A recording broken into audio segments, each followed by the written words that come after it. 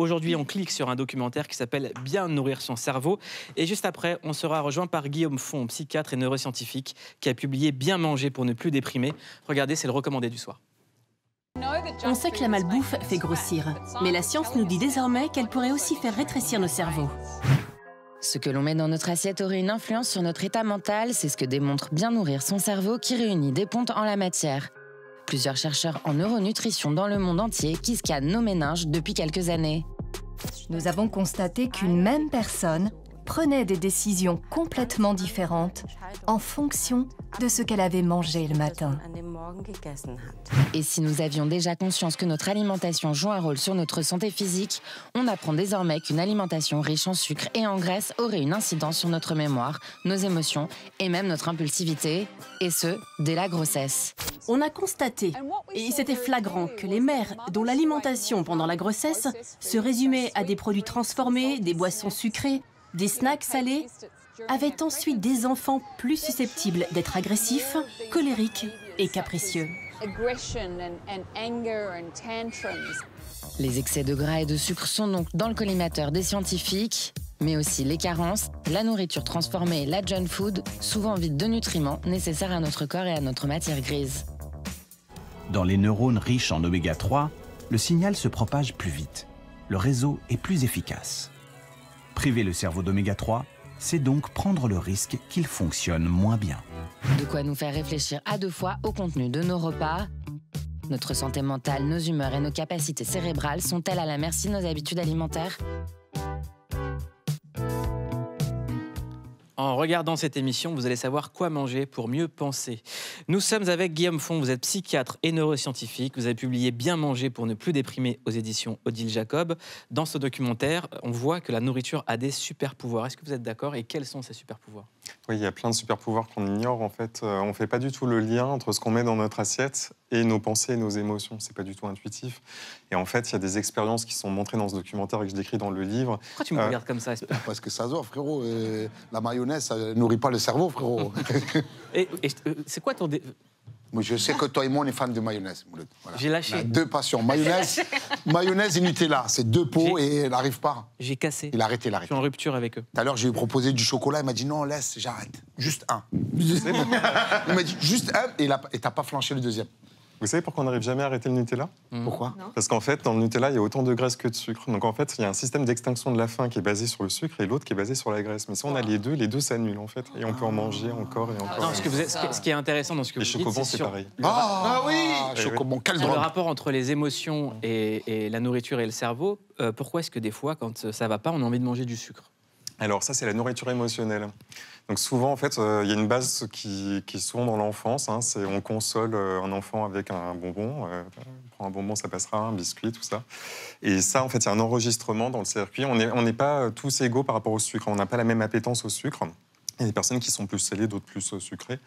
Et pour certaines personnes, le sucre, ça va vraiment avoir un effet apaisant, anxiolytique, qui est très bien décrit par les patients. Et nous, on a beaucoup de personnes qui viennent nous voir pour des compulsions sur le sucre et surtout le soir, en fait. Comment on guérit de ça ? On ne guérit pas, Mouloud. On ne guérit pas. Non, mais on peut guérir de tout, Redouane. Même pas du sucre. Même de ce que tu as sur la chebou. Ouais, ça, c'est... Ça ne s'est pas parlé, hein. C'est un pas. Qu'est-ce que t'as mangé, Redouane ? Non, c'est ton jeu. Tu m'as attaqué sur la mayonnaise. Non, mais... Tu t'es défendu, ok, un partout là-bas. Philippe, tu vas me laisser comme ça. Comment on guérit tout ça Philippe, s'il vous plaît, c'est important, c'est pour moi, j'ai besoin de savoir. Voilà. Merci, Nicky Larson. Merci. C'est normal, c'est toi qui lui as refilé. Oh. Donc, on peut s'en libérer en fait, soit avec des psychothérapies, soit avec certains médicaments qui permettent de limiter en fait ces appétences. C'est quoi ces médicaments ? Alors, c'est des médicaments. Ah bah oui, moi aussi je veux savoir. Alors, je fais des ordonnances à la fin de l'émission. Si ouais. Donc, il y a des médicaments qui sont des anti-épileptiques. On a découvert en fait, en traitant l'épilepsie, que des personnes qui avaient des problèmes de comportement alimentaire avaient une régulation en même temps de leur comportement alimentaire. C'est comme ça qu'on a découvert. Question vraiment très sérieuse. À quel moment on sait qu'on a un problème de comportement alimentaire et ça peut être quoi ces mauvais comportements ? Il faut aller voir un psychiatre. Et donc, on a des critères diagnostiques. En fait, il y a plusieurs types de troubles du comportement alimentaire. Le plus fréquent, en fait, c'est l'hyperphagie boulimique. En fait, c'est-à-dire, en fait, on se remplit et ça s'arrête là. C'est-à-dire qu'on ne se fait pas vomir, par exemple. Là, ça devient la boulimie avec les conduites de purge. C'est ce qu'il y a de plus fréquent. Et en fait, il y a un diagnostic qui n'existe pas, en fait, qui est la malbouffe, qu'on devrait rajouter dans les classifications, parce qu'en fait, on parle de l'orthorexie, c'est les gens qui font trop attention, qui sont trop rigoureux sur leur alimentation. Par contre, on ne parle pas des gens qui mangent n'importe quoi, qui sont quand même beaucoup plus nombreux et qui en payent les pots, les conséquences. Est-ce que c'est vrai que la malbouffe, ça fait rétrécir le cerveau ? Oui, en fait. Tu as fait ça, j'ai pensé à un autre truc. C'est lourd. Non, mais vraiment, tu fais ça, le cerveau. Il a fait ça. Mais Mouloud, tout le monde t'a vu la France. Oui, mais le cerveau, tu fais. Bon, bref, après, Philippe, tu es d'accord avec moi ou pas, Philippe? Oui, toujours, moi. Allez voir alibi.com qui sort la semaine prochaine. Le 8 février. Le 8 février. Redouane. Ça fait rétrécir beaucoup d'organes. Ouais. Donc, en fait, ça ne se voit pas à l'œil nu, bien sûr. Quand on fait des IRM du cerveau, on ne voit pas un cerveau qui a vraiment rétréci. Par contre, les cellules nerveuses, elles, sont rabougries, en fait, parce qu'elles sont affamées. En fait, elles n'ont pas les nutriments dont elles ont besoin. Et les fameux oméga-3 dont on a parlé là, dans l'extrait, ils sont très importants. Nous, tous les jours, on les recommande dans les prescriptions pour les personnes qui viennent nous voir, parce que nous, on reçoit les personnes qui ont des dépressions résistantes, c'est-à-dire qui ne répondent pas aux antidépresseurs. Et on retrouve l'oméga 3 dans quel aliment? Alors, le saumon. L'huile de foie de morue. L'huile de foie. Vous savez déjà tout. C'est quoi? Il n'y aura pas que de bonnes vannes, il n'y aura pas que de bonnes vannes, écoute. Après, le problème, en fait, c'est qu'il n'est pas recommandé de manger plus d'une portion de poisson gras par semaine à cause du mercure et du cadmium, en fait, du risque des métaux lourds. Est-ce que les compléments alimentaires, par exemple, les gélules d'oméga 3, c'est bien à prendre? Oui, parce que nous, justement, c'est ce qu'on prescrit, parce qu'en fait, vous avez le concentré et ça règle le problème, justement, et ça permet aussi pour les personnes végétariennes d'avoir un apport d'oméga 3 satisfaisant, parce qu'en fait, les oméga 3 végétaux qu'on trouve dans l'huile de colza, par exemple, c'est pas des oméga 3 directement utilisables par le corps, ils doivent être transformés par le corps, et ça varie d'une personne à l'autre, le taux de transformation. Donc on sait pas vraiment, on sait ce qu'on absorbe, mais pas vraiment ce qui monte au cerveau. Moi, il y a quelque chose qui... C'est quoi le problème de manger trop de saumon? C'est les intoxications. Le mercure, en fait. Tu manges beaucoup de saumon? C'est quoi le top 3 des meilleurs aliments à manger? Il y en a beaucoup. Alors, je dirais, en fait, ce qu'on a démontré dans les méta-analyses, c'est que manger des légumes fait diminuer de 9% le risque de dépression. Manger des fruits fait diminuer de 15% le risque de dépression. Manger des légumineuses apporte des protéines et nourrit le microbiote en même temps, donc des fibres, donc pois chiches, haricots secs, manger du couscous, en fait. le hummus. Le couscous, c'est le plat parfait, en fait. C'est un plat hyper équilibré qui apporte... Ça fait plaisir. Faut pas lui dire ça. Et à l'inverse, est-ce qu'il y a genre des faux amis, des aliments qu'on croit bons et qui sont pas si... Non, il n'y a pas vraiment... Enfin, dans les aliments non transformés, on fait tout ce qui existe dans la nature, il n'y a rien à acheter, la terre est bien faite. La noix de cajou salée. Et alors, par contre, quand c'est grillé, salé, enrichi, transformé, avec les sucres cachés, enfin tout ce qu'on a vu là dans... Et ça, c'est les pièges, en fait. Et le riz, alors? Et le riz? Pas le riz blanc. Le riz. Donc le riz complet. Le poser comme une question. Et le riz? Le riz complet, en fait, a un index glycémique faible, donc en fait, il est recommandé. Par contre, le riz blanc, ça peut être un indice rapide, comme les pâtes blanches d'ailleurs. Et donc, plus c'est blanc, plus c'est raffiné, et plus ça fait un pic de sucre. Et le riz rouge et le riz noir, c'est bon, ça? Ouais. Ouais, ils sont tous très bons, tous recommandés. Et l'alcool. J'allais y venir. Merci Ariel. Merci Ariel veut se mettre raptage, s'en fout de l'émission. Mais il y a un grand vaste débat. Faut-il boire ou faut-il ne pas boire? Il n'y a plus trop de débat. Non, les recommandations, c'est 2 verres d'alcool par jour et 2 jours sans alcool par semaine. Voilà. Ah, ça va. Moi, je trouvais que c'était le moins d'alcool, c'est le mieux.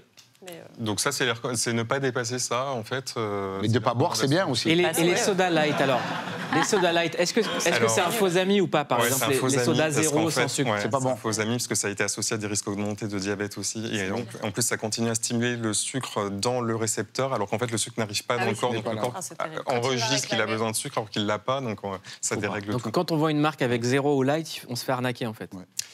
Les édulcorants sont des faux amis, en fait. C'est-à-dire qu'à un moment donné, il faut réhabituer son palais à apprécier le sucre quand il existe vraiment et pas quand c'est... Et les jus de fruits pressés à froid, c'est une arnaque ou pas, ça?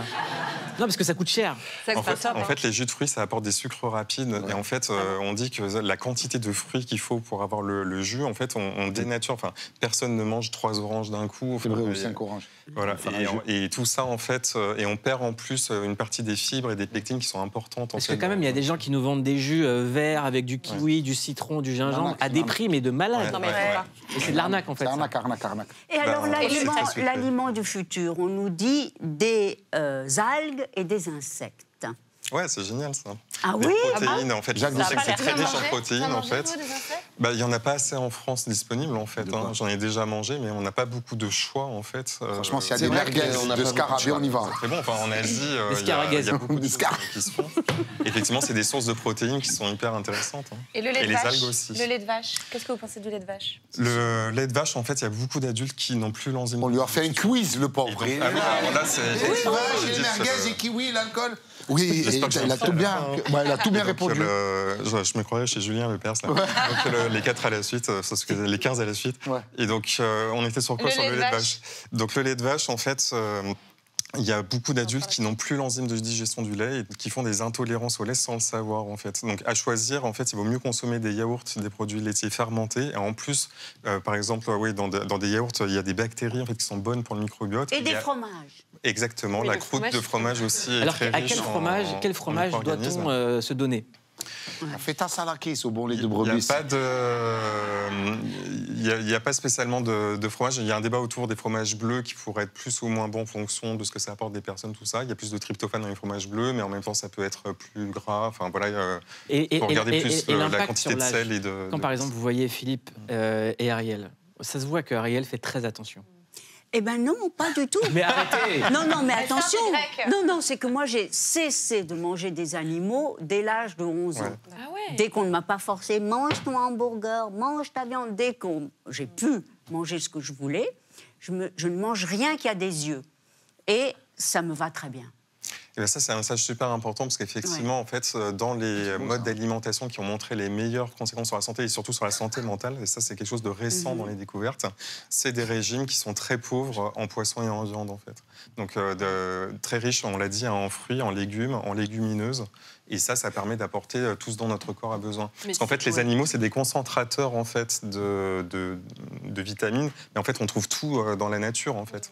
On n'a pas forcément besoin de manger des animaux. Et puis, les animaux sont pleins d'antibiotiques, d'hormones de croissance, de tout ça. Il y a aussi des parasites. Hein. Dans la viande mal cuite, la viande crue, le bœuf cru, il y a de la toxoplasmose qui affecte beaucoup de personnes. Il y a un tiers des Français qui ont été infectés à la toxoplasmose. Et en fait, il y a des études chez l'animal qui montrent que le parasite est capable de contrôler le rat qui va aller se faire manger par le chat. En fait, il va avoir même des réactions sexuelles. Il va devenir attiré en fait par le chat. Quand on l'expose à l'urine de chat, le rat mâle a les testicules qui gonflent en fait. Et ça, c'est le parasite qui le manipule pour aller se faire bouffer. Ouh là là. Et ce parasite-là, en fait, il arrive dans notre cerveau. Et on a démontré que ça augmente... de Philippe Lachaud. Et tout ça, c'est démontré. Hein. On a bossé dessus. En fait, ça augmente le risque d'accident de la route. Et ça augmente le déclin cognitif aussi. Ça augmente le risque de schizophrénie et de troubles bipolaires. Donc en fait, la viande, il faut vraiment freiner. Ouais. Mais avant tout pour la planète aussi. Hein. Enfin, clairement, il faut qu'on change nos modes d'alimentation. Pour les personnes qui ont des troubles alimentaires dont vous parliez avant, peut-être que vous avez conseillé la consultation, mais avant ça, il y a beaucoup de culpabilité ou de stress. À quelle étape intermédiaire entre le moment où les gens se prennent la tête un peu sur leur nourriture et le pas à la consultation? Vous auriez un conseil sur ça entre les deux? Comment arriver au stade de consulter quand on sent que ça va vraiment pas? Je pense que la prévention, c'est vraiment bien. La prévention. Il ne faut pas attendre de commencer à avoir des problèmes. Moi, j'ai vu des patients arriver trop tard. Par exemple, j'ai vu une hôtesse de l'air de 32 ans venir me consulter parce qu'en fait, elle commençait à avoir des déchaussements de dents alors qu'elle se faisait vomir depuis 15 ans. En fait. Voilà, il y a des choses... faut pas attendre. Qui mérite d'être prise en charge. On clique sur votre livre, ça s'appelle Bien manger pour ne plus déprimer. C'est disponible aux éditions Odile Jacob.